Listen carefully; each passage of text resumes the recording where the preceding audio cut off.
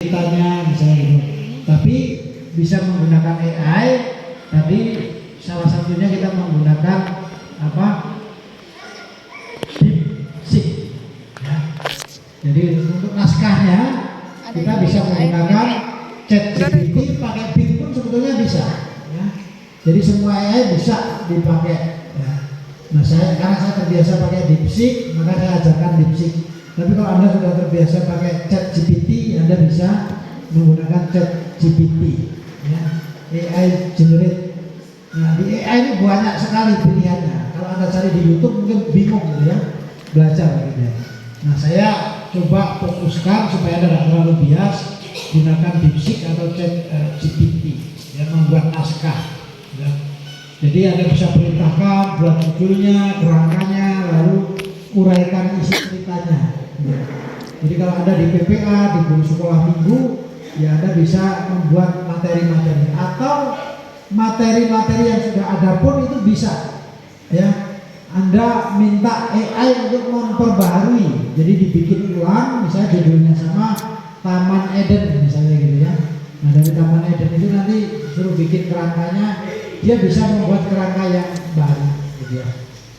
Nah teman-teman di kota, guru-guru sekolah minggu, mereka menggunakan layar lebar atau bahkan kadang-kadang pada waktu-waktu tertentu anak-anak membawa gadgetnya. Gadget itu bisa HP, bisa iPad gitu, atau bisa juga disediakan satu laptop lalu connect dengan layar gitu. Misalnya Anda ingin cerita tentang kisah Nuh misalnya gitu ya. Nah anak-anak berimajinasi mengetikkan prompt ya. Jadi di istilah di AI itu perintah yang kita ketik itu namanya prompt ya. Jadi ingat perintahnya namanya apa? Prompt ya. Jadi kalau ditanya promptnya apa, nah itu artinya perintah yang Anda ketikkan. Nah prompt itulah yang akan menentukan hasilnya. Kalau di naskah ya promptnya disuruh ngapain, kira-kira gitu ya. Kalau disuruh bikin cerita ya dia akan bikin cerita. Ya. Nah biasanya anak-anak sekarang itu kan dunianya dunia bermain. Maka kalau Anda mengajar dengan cara bermain, maka dia bisa berjam-jam enjoy, menikmati. Bahkan kadang-kadang mereka bisa lebih kreatif dibanding kita. Ya. Nanti boleh dicoba sekali-kali suruh bawa HP misalnya gitu ya, atau siapin layar, lalu siapkan komputer, lalu suruh buka ChatGPT, ya, suruh bikin cerita gitu ya, dia ketikkan atau bikin gambar boleh. Mereka boleh mendeskripsikan sendiri-sendiri. Satu anak maju, diajarin dulu ya. Ya, coba kamu menurut kamu imajinasinya Taman Eden itu seperti apa? Nanti dia ketikkan promptnya. Taman Eden penuh dengan pohon-pohon besar, ya, ada sungai di tengah dan sebagainya, ada banyak binatang, ada singa, ada apa. Begitu diklik, dia keluar gambar Taman Eden. Ya, semakin detail, semakin bagus. Ya, nah kalau karakternya tidak berubah, ingat kuncinya harus dimulai dengan kata Pixar. Apa lagi? Pixar Disney Style. Kenapa pakai Pixar Disney Style? Tidak pakai itu pun bisa. Tetapi masalahnya nanti ngacak karena AI itu banyak. Maka kita harus ngambil yang Disney supaya karakternya tetap sama. Ya. Kalau Anda bikin cerita anak naik sepeda berangkat ke sekolah, lalu nanti Anda bikin gambar anak pulang sekolah naik sepeda misalnya gitu. Itu kalau nggak diawali kata-kata Pixar Disney Style, sama naik sepedanya, tapi wajahnya, rambutnya akan beda. Ya, jadi nggak konsisten. Nah kalau supaya gambarnya itu konsisten, maka kuncinya ingat selalu dimulai kata-kata Pixar Disney Style. Kenapa? Karena di dunia ini yang menguasai gambar kartun itu adalah Disney, ya, Walt Disney. Tahu kan Walt Disney?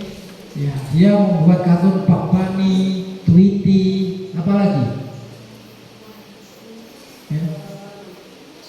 Bugs Bunny, terus apa? Tom and Jerry, ya. Semua gambar-gambar kartun di dunia ini yang banyak itu semua di bawah lisensi Disney. Ya, maka karakter yang banyak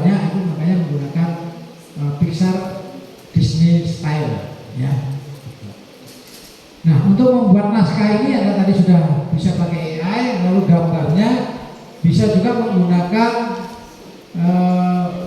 aplikasi yang lain, ya. Tapi saya tadi ajarkan pakai apa? Bing, pakai Bing ya. Ada banyak, ada Leonardo da Vinci, Leonardo AI ya, gitu. Nah semua itu biasanya aplikasi-aplikasi ini dikasih free tapi terbatas. Kayak tadi gambar misalnya Hailulu itu hanya ada angka 30, artinya Anda diberikan kesempatan untuk membuat video sebanyak 30 kali. Kalau sudah 30 kali artinya Hailulu itu tidak bisa digunakan lagi. Nah harus bayar. Nah bayarnya mahal lumayan, sebulan 250.000 lah kurang lebih sampai 300. Nah untuk ngakali supaya dapat gratis, ya Anda bisa masuk lagi menggunakan email yang lain, ya gitu. Nah untuk membuat email supaya tidak lupa passwordnya itu ada caranya, gitu ya. Karena biasanya kita kan udah buka email udah lama nggak dibuka, biasa tersimpan di HP lupa. Saya punya 15 email yang aktif gitu ya. Saya nggak lupa passwordnya gitu ya. Email untuk IG, email untuk Facebook, ya, email untuk YouTube, email untuk TikTok, kan beda-beda passwordnya. Nah caranya gimana? Biasanya Anda kan ngacak tanggal lahir atau apa. Nanti sebulan memori kita sudah hilang. Ya kemarin otak kiri itu gampang memudar pengetahuan. Nah saya menggunakan struktur gini, membuat password itu selalu nama anak saya, lalu medsosnya, lalu ada tahunnya atau tanggal lahir misalnya gitu. Ya, jadi kalau saya misalnya Twitter saya, ya anak saya namanya Reskian gitu, saya ketik Reskian Twitter pagar, lalu saya kasih tahun gitu ya. Nanti kalau mau buka Facebook, ya tinggal Reskian Facebook pagar tahun ya. Mau buka IG ya Reskian IG tagar. Anda pasti nggak akan lupa karena Anda sudah tahu strukturnya ya. Atau Anda tulis nama pacar Anda, lalu medsosnya pagar, lalu tahun gitu ya. Jadi mau buka email, buka Facebook, buka IG, buka TikTok, buka Hailulu, buka Bing, passwordnya pasti ingat. Saya kalau buka Bing ya tinggal Reskian Bing pagar 2025 misalnya gitu. Saya mau buka tadi Dipsik misalnya, kalau daftar ya Reskian Dipsik pagar 2025. Jadi mau berapa banyak selalu ingat karena dia patokan struktur passwordnya. Ya itu contoh saja. Nanti terserah Anda mau bikin seperti apa. Ya. Nah karena apa? Email sekarang penting. Itu sebuah kebutuhan. Jadi Anda ngurus apapun sekarang harus disertai dengan email. Anda masuk ke aplikasi apapun sekarang harus sign up atau mendaftar dengan email. Nah kemudian untuk membuat suara ada dua cara. Satu direkam sendiri dengan HP bisa. Ya, di sini ada